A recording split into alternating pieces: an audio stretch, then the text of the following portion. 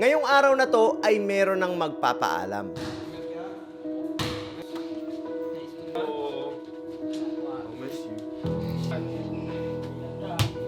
Pero bago siya umalis ay kakamustahin muna natin siya kung ano ba ang nangyari sa kanya sa loob ng 1 linggo dito sa Mavs. Ayun guys, ako nga pala si Rafael Patalinog. Isa ako sa nabigyan ng pagkakataon na makapag-training ng 1 linggo dito sa Mavs. Bago po ako umuwi, hayaan niyo po munang ikwento ko yung nangyari sa akin ng 1 linggo dito sa Mavs. Unang araw po, nakasama ko na po yung mga scholar, mga enrollee, sila Kuya Topper. Nahihiya pa po ako kasi yun, bago lang po ako. Yung kinabukasan po, ayun, nag-training po agad ako. Una ko pong training sa Tagaytay po agad. Yun, talagang grabe po, nakakapagod. Tapos sinabayan pa po ng lamig. Kasi first time ko po mag-training sa ganun po. Lalo, maturuan po ni Coach. Talagang ang laki po ng pressure. Pero ayos lang po kasi pangarap ko po maturuan ni Coach. And bagat tiis lang po, ganun. At ang sarap po nila kasama, hindi lang po talaga sa training lang, kundi lalo sa mga bonding po namin, lalo pagtapos po ng training, ngayon po, konting kwentuhan. Tapos ayun po, yung araw na po na yun, dumating din po si Ayman. So, mas nadagdagan po kami at gumulo po kasi, ayun, puro English po, lap trip po, kahit di po kami masyado magkaintindihan. Baga talagang sabay lang po sa agos. Baga grabe din po yung nabuong samahan po sa amin.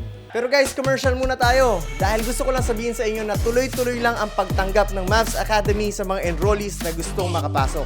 Again, if you want to enroll, message nyo na kami sa number na to or sa Mavs Academy Facebook page and magkita-kita tayo sa mga susunod na ensayo.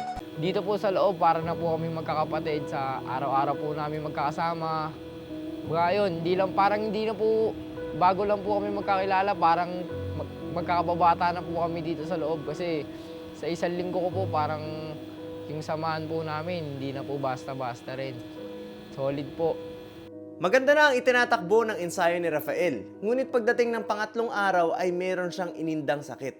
At dito nga ay naiyak siya.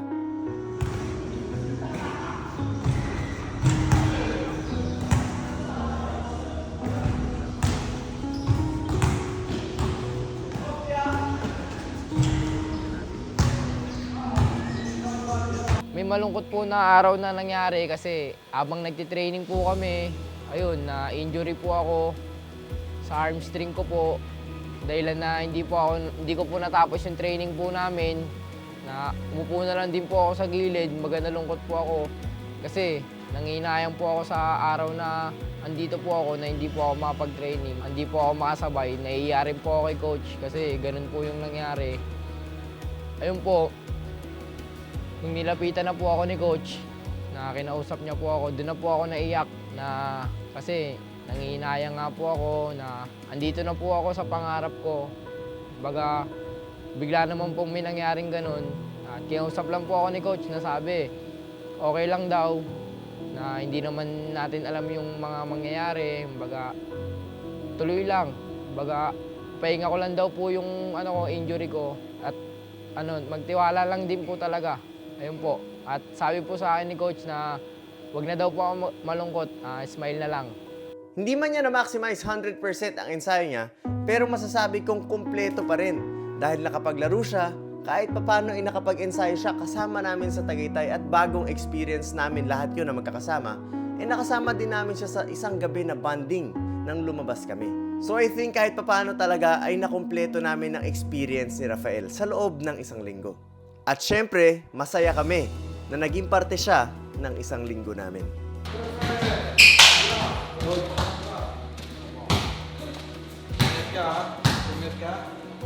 Magaling ka.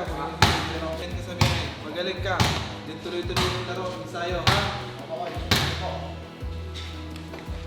Uwi na siya. Tara, para chef. Uy, Balik ka. Paglaro, balik ka. Pa gusto mo mong awang-biwan.